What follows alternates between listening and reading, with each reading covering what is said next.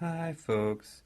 So one of the things that you'll notice if you look at my patterns is that you'll see that I really like to work into the sides, right? And almost always it's into the sides of something like this, a thing that I've created using camel stitches, and camel stitch two together decreases all the way down. So you'll notice this is a nice little triangle.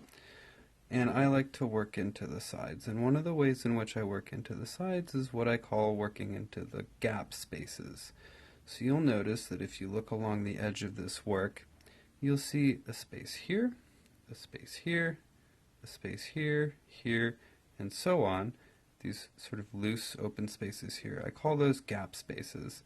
So now one of the things that you could do if you were to work into those spaces, as I often do, is you could just go ahead and work straight into that space and do something like an extended single crochet like that.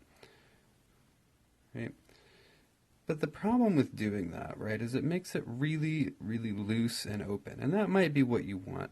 Most of the time it's not what I want. So I'm going to go ahead and undo that. And I am going to work into that space, but I'm going to go ahead and pick up another loop. So the way that I'm going to do that is what I like to call a back gap extended single crochet or a back gap crochet. And in my patterns I'll do things like I'll call it a back gap cluster, and that'll be working more than one stitch. But we'll go ahead and work one stitch at a time, and I'll show you what that looks like. So to do something like a back gap extended single crochet, I'm going to go ahead and insert the hook into that loop. Then I'm going to turn the work a little bit, and I'm going to see that I have these raised camel rows, right? And that's part of why I do this. And I'm going to go ahead and pick up the nearest loop right here, right? So it's going to be this loop right here of the nearest raised camel row. So I'm going to go ahead and insert the hook into that loop.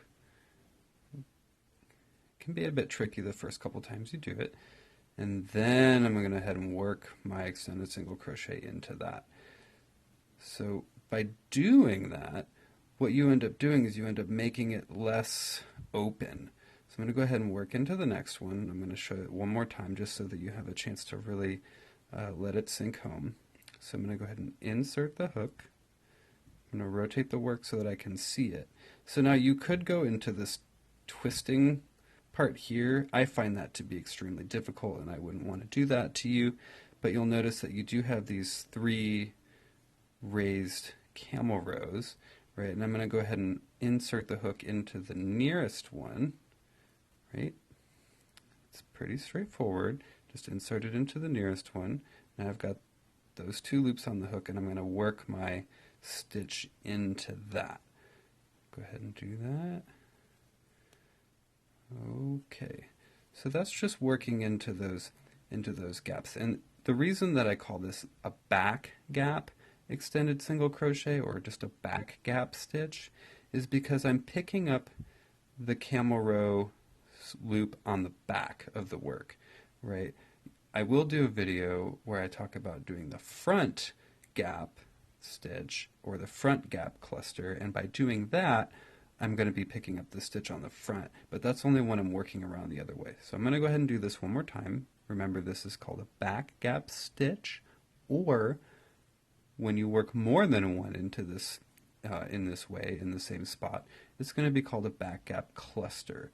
So I'm going to go ahead and insert the hook and rotate, and I'm going to pick up this loop right here, because that's the nearest one of this raised camel row. Go ahead and insert the hook there. Great. And then do my stitch as per usual. And there we go. Okay, thank you.